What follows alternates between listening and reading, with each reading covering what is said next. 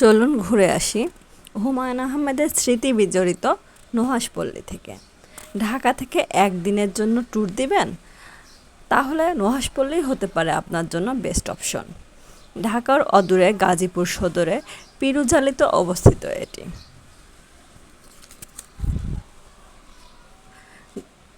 গাজীপুরের ভাওয়ালগড়ের এই নুহাশপল্লী দেখতে অপূর্ব সুন্দর, যার প্রবেশ মূল্য জনপ্রতি 200 টাকা। হুমায়ুন আহমেদের জন্ম ও মৃত্যুদিন অর্থাৎ 13ই নভেম্বর ও 19 জুলাই এটি সকলের জন্য উন্মুক্ত থাকে।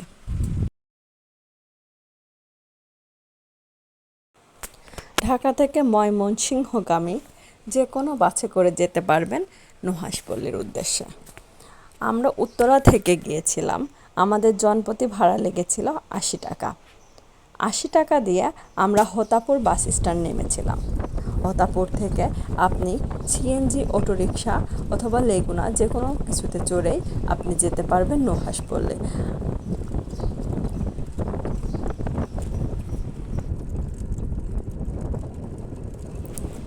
অটোরিকশা করে যেতে যেতে আপনি গ্রাম বাংলার অপূর্ব সৌন্দর্য দেখতে পাবেন।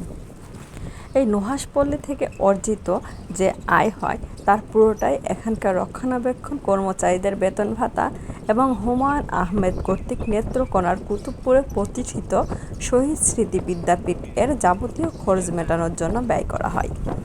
তো আমরা কথা বলতে বলতে চলুন ঘুরে আসি নুহাশপল্লী থেকে।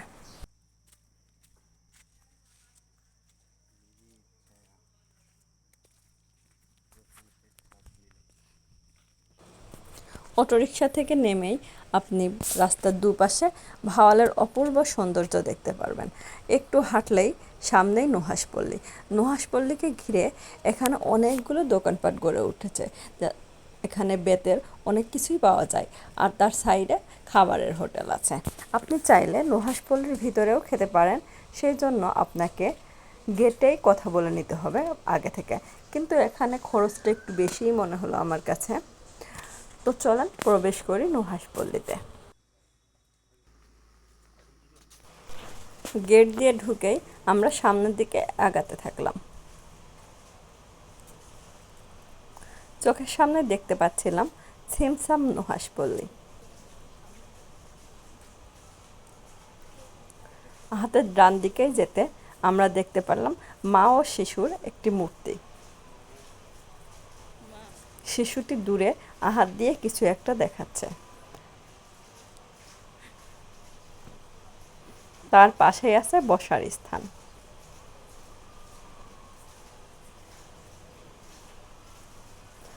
পাশে একটা সুইমিং পুল দেখতে পেলাম।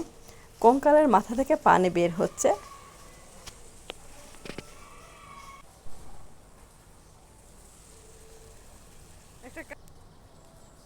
হুমায়ুন আহমেদের ছবি সম্বলিত একটি ফলক দেখতে পেলাম।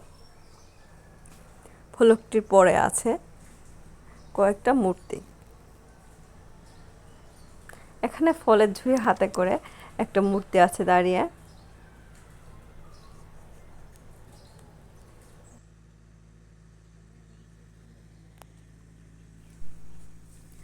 পাশেই দেখতে পেলাম একটি শিশু মূর্তি, যে বেঞ্চের উপর শুয়ে আছে।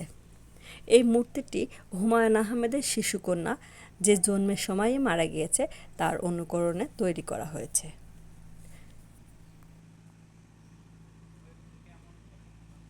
এদিকে দেখতে পেলাম একটা ছোট লেক এবং লেকের সামনে একটি জলপরি। লেকের চারপাশে বিচিত্র রকম গাছপালা, আর এদিকে বসবাসের স্থান। বিচিত্র রকম গাছপালা এবং তার বাহারি সব নাম।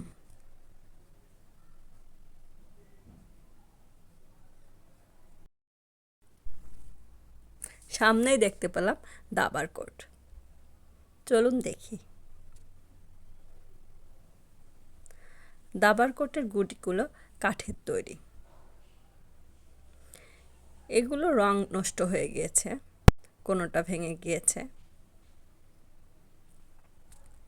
এই দাবার কোর্টটি দেখে 9 নম্বর বিপদ সংকেত সিনেমার কথা মনে পড়ে গেল।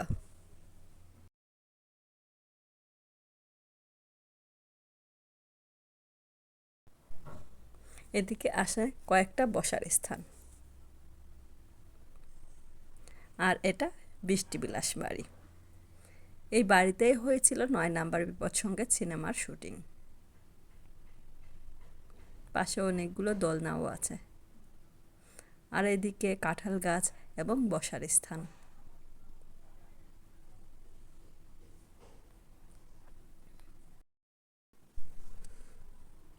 এরপরে আমরা সামনের দিকে আগাতে থাকলাম। সুন্দর সবুজের সমারোহ। আর এদিকে কিছু কৃষিকাজ করা হয়েছে।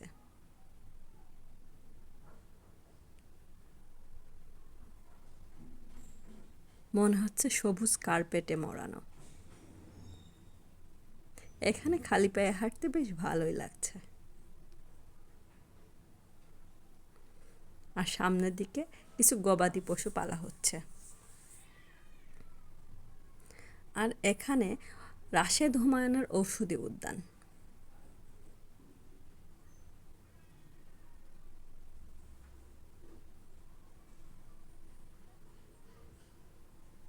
সামনের দিকে একটা ছোট্ট মূর্তি দেখতে পাচ্ছি।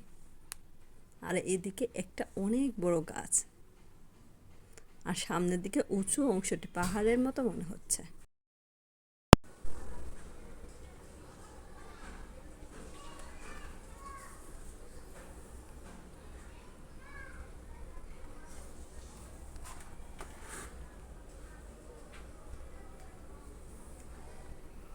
সামনে আমরা দেখতে পাচ্ছি জলপরি। আর এদিকে একটা রাক্ষস।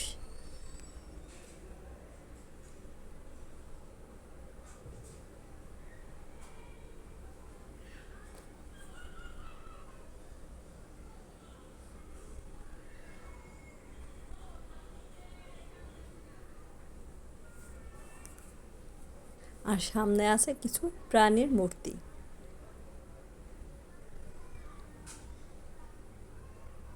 এটাকে সজারুর মতো মনে হচ্ছে।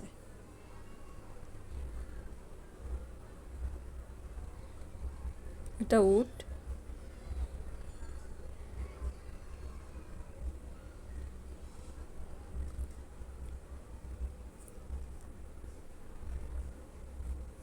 আর সামনে হুমায়ুন আহমেদের মূর্তি।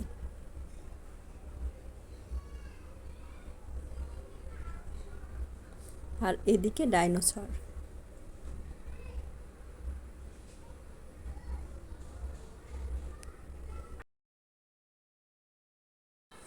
চারিদিকে সবুজ দেখেই বোঝা যাচ্ছে হুমায়ুন আহমেদ ছিলেন বৃক্ষপ্রেমী। তিনি যে দেশেই যেতেন সেখানকার দুর্লভ গাছগুলোকে নিয়ে আসতেন। বিচিত্র রকমের গাছ। আর সামনে আছে একটি বড় পুকুর। আর এদিকে একটা দোলনা। আর সামনের দিকে মাটির ঘর। দিঘি লীলাবতী।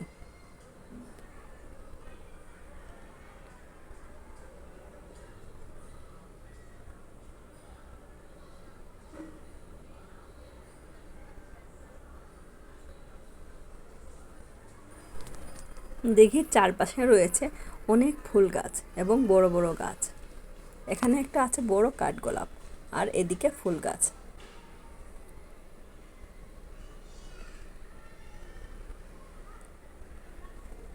এগুলোকে ঝাউবন মনে হচ্ছে।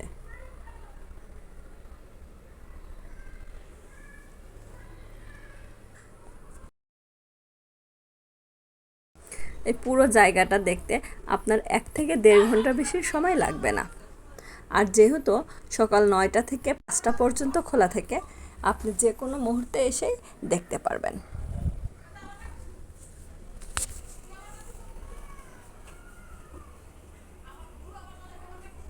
আর এখানে প্রবেশ মূল্য 200 টাকা আমার কাছে অনেক বেশি মনে হয়েছে। 50 বা 100 হলে ঠিক ছিল। 200 টাকাতে দেখার মতো আসলে অত বেশি কিছু না। এদিকে আসে ট্রি হাউস। সেই বিখ্যাত ট্রি হাউস। চলুন হুমায়ুন আহমেদের সমাধি দেখি। এটা হুমায়ুন আহমেদের সমাধি। এই সমাধি দেখার মাধ্যমেই আমাদের জার্নি শেষ হলো।